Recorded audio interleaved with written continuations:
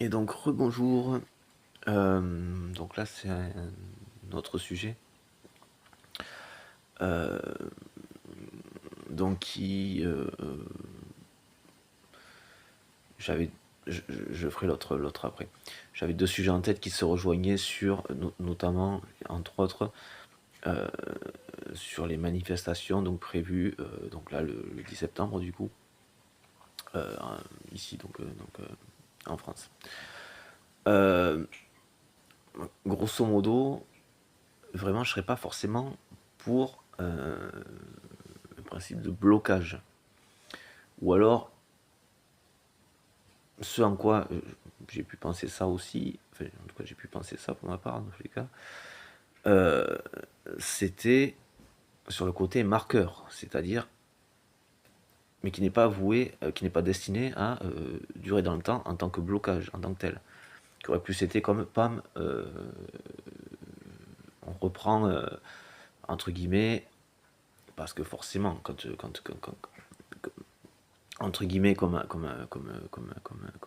dans la continuité des gilets, du coup, moi j'aime beaucoup l'intitulé tome 2 quoi. Je trouve ça très sympa.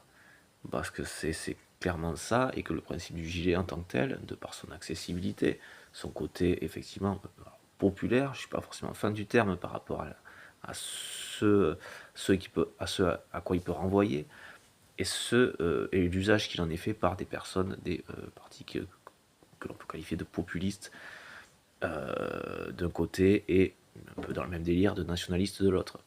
Donc des personnes qui ont des prétextes différents dans le discours, mais dont la finalité est la même. Et le repli sur soi, la privation de droit, couper du monde, priver du droit et instaurer une dictature.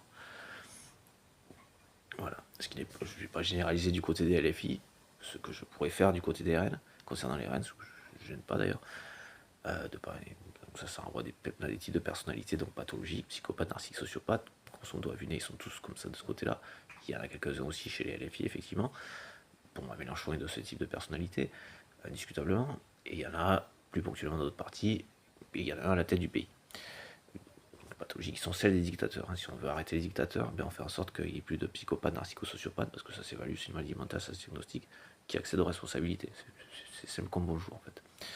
Il suffit de le faire, c'est dingue. Et ça, alors, en termes d'investissement, en termes de coûts, oh, mon Dieu, ça éviterait qu'un PIB soit détourné et qu'on arrive là, un effondrement possible économique du pays, pour lesquels les gens n'y sont strictement pour rien. Parce que bon, ils n'ont pas travaillé pour alimenter sa seigneurie, quoi. En fait, c'est un délire de psychopathe, quoi. Une puissance qui se prend pour.